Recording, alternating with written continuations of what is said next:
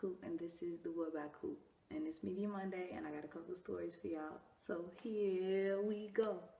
Um, Quavo and Karrueche are reportedly dating. They were spotted leaving one of his shows in Mississippi on April 8th together. But it turns out that they've been hanging out for a lot longer than that. They've been, building a relationship, basically getting to know each other and all of that. I'm here for it.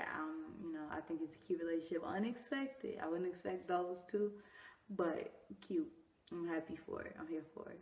Of course, Chris Brown had a lot to say. TMZ published a story that said that Chris Brown was mad and upset with Quavo for dating Karrueche, basically because he has a business as well as a personal relationship with him, and he feels betrayed. He promoted his album, and he just cannot believe he would do this.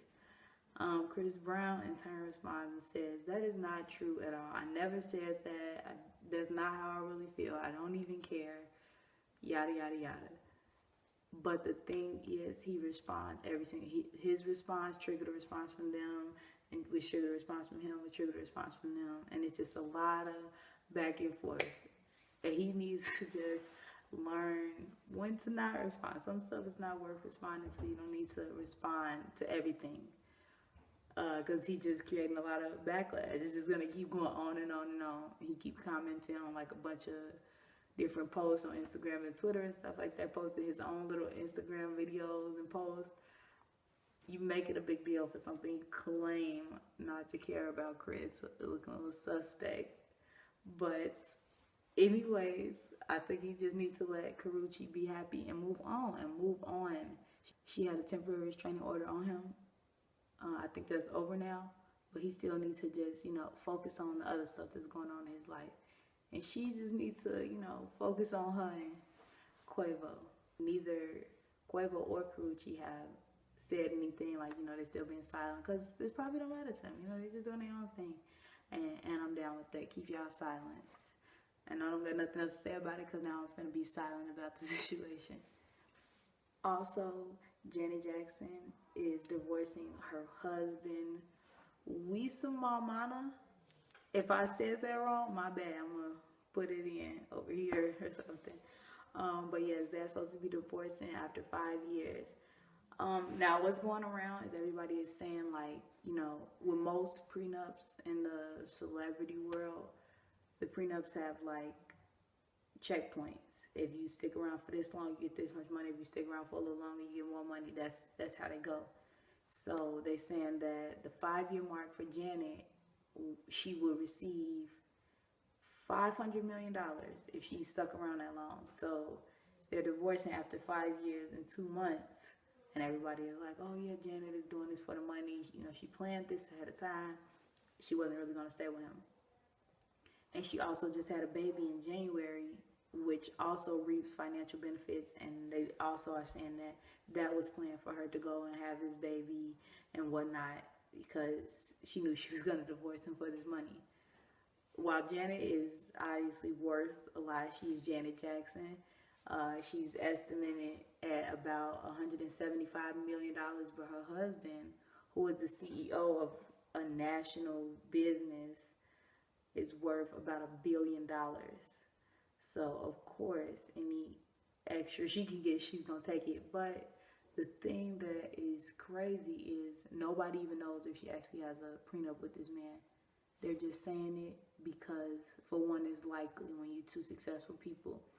And for two, they're saying it because she had one with her last husband. This man is her third, and her second, she had a prenup with him as well.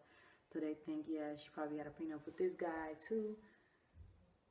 And the whole story is literally based on an assumption, which is most of the news in the media. But it's so much, the story has expanded out so much based off of this much, this much.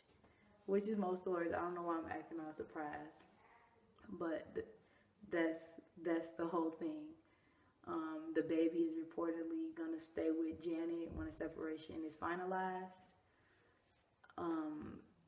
After news broke, he posted, the husband, I can't pronounce his name, Wisam Maimana.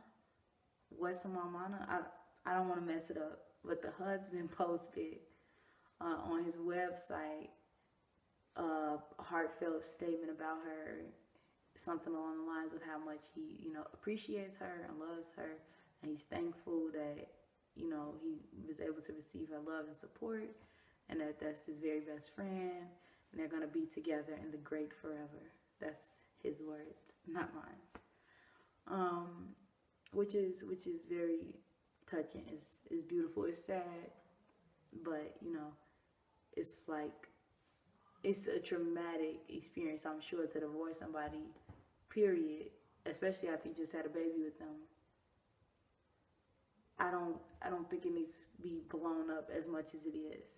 If y'all want a divorce to, you know, if y'all need to mind somebody's divorcing business, mind Mary J. Blige. She out here being petty. She told all her fans to unfollow her ex-husband if they was her real fans. So if you're a real Mary J. Blige fan, go do that.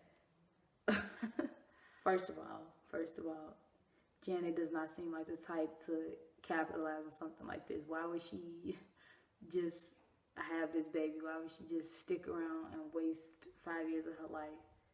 She canceled her tour last year, the Unbreakable World Tour, because she said that she was planning to start a family with her husband and stuff like that.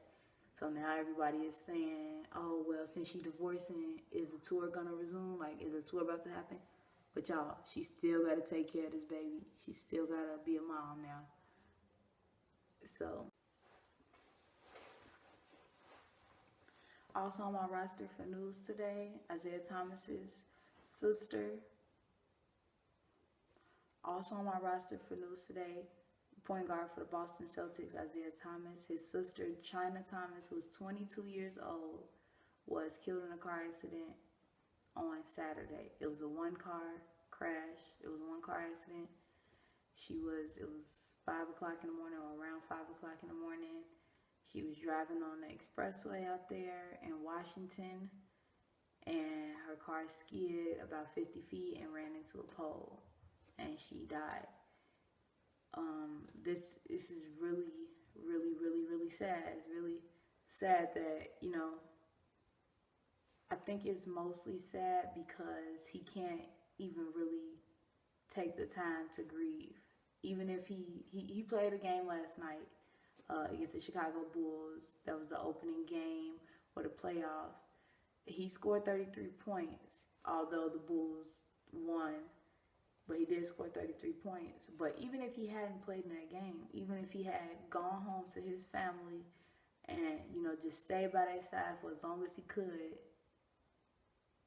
he still can't really grieve because he's a celebrity. He's a public figure. He's a basketball player. It's going to be all over his newsfeed. You know, it's going to be everywhere. He's not going to really be able to just grieve. And that's what makes it so terrible.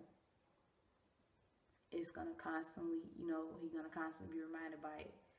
At the game last night, they had a moment of silence, and he was on the sidelines, and he cried about it, you know, which is natural.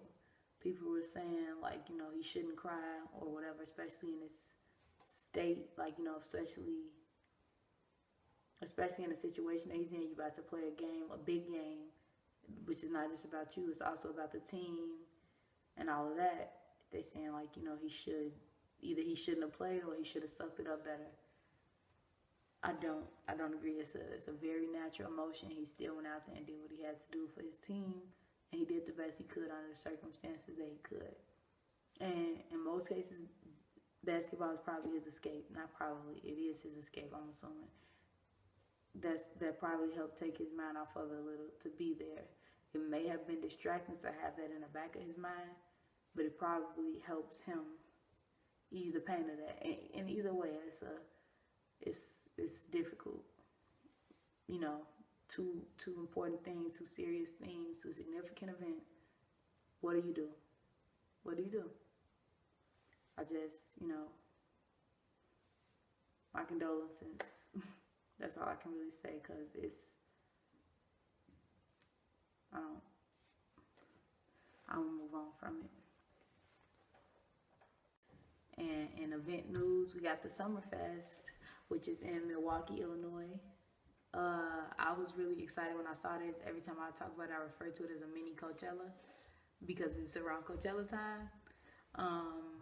The tickets it's super, super cheap. It's super inexpensive. It's an 11-day musical festival. And for the full 11 days, the ticket costs about $90. For 3 days, the ticket is $50. For 1 day, the ticket is $20. That is a deal if I ever heard one. Some of the people that's supposed to be performing in it are the Chainsmokers, Red Hot Chili Peppers, Pink, Future, Big Sean. Those are just some headliners, not even like, the other events. Those are just the big events for the day. It takes place from June 28th to July 9th, with an off day on July 3rd.